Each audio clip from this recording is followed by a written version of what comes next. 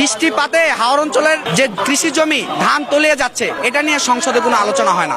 শ্রমিকরা বকেয়া মজুরি পায় না, এটা নিয়ে কোনো আলোচনা হয় না। মধ্যবিত্তর মাস শেষে টানাটানি, এগুলো নিয়ে কোনো আলোচনা হয় না।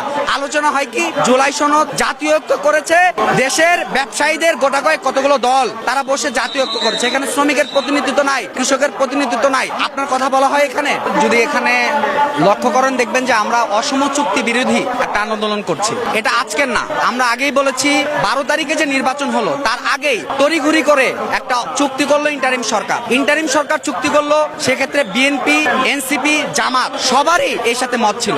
অর্থাৎ সম্পদকে ভাগবাটোয়ারা করা, দেশের সম্পদকে বিদেশিদের হাতে তুলে দেওয়া, আমাদের দেশের বন্দরের সক্ষমতা জাতীয় পর্যায়ে না বৃদ্ধি করে উল্টো বিদেশকে এখানে এনে নোঙ্গর দেওয়া, ইজারা দেওয়া, এই চরিত্র আজকের না। অর্থাৎ সরকারের পালাবদল হয়েছে কিন্তু ব্যবস্থার কোনো পালাবদল হয় নাই। গণঅভ্যুত্থানের মধ্যেও জনগণের একটা আকাঙ্ক্ষা ছিল বৈষম্যহীন সমাজ, কিন্তু বৈষম্যহীন সমাজ এই যে সরকার, যে শ্রেণীর হাতে এই ক্ষমতাটা, ব্যবসায়ীদের হাতে, এই ব্যবসায়ীরা কখনো এটা করতে পারে না। ব্যবসায়ীদের স্বার্থ থাকে কেবলমাত্র ব্যবসা করা, মুনাফা করা। এর সাথে শ্রমিকের কোনো স্বার্থ নেই, কৃষকের কোনো স্বার্থ নেই, আদিবাসীদের কোনো স্বার্থ নেই। দেখবেন বৃষ্টিপাতে হাওর অঞ্চলের যে কৃষি জমি ধান তলিয়ে যাচ্ছে, এটা নিয়ে সংসদে কোনো আলোচনা হয় না। শ্রমিকরা বকেয়া মজুরি পায় না, এটা নিয়ে কোনো আলোচনা হয় না। মধ্যবিত্তর মাস শেষে টানাটানি, এগুলো নিয়ে কোনো আলোচনা হয় না।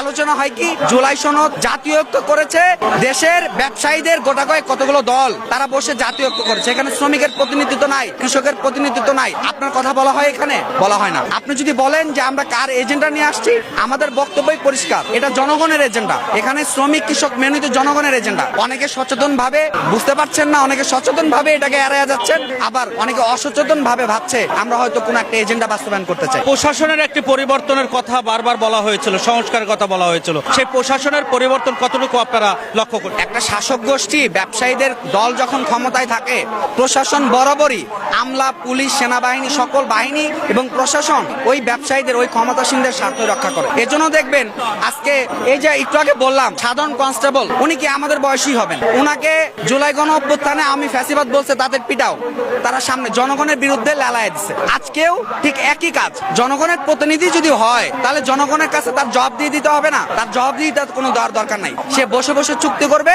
আর জনগণ সেটাকে বাস্তবায়ন করবে। জনগণের পকেটের টাকা দিয়ে ট্যাক্স দিতে হবে। আপনি জানেন আসলে কৃষি ক্ষেত্রে কোনো ভর্তুকি দেওয়া হবে না।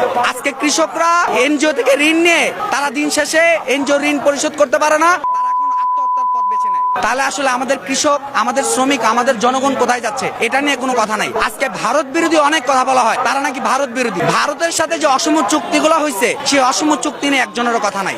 আজকে জামাত থেকে শুরু করে নানা ধর্মবাদী দল, তারাও বলে তারা নাকি দিল্লি না ঢাকা, কিন্তু মার্কিনের সাথে যারা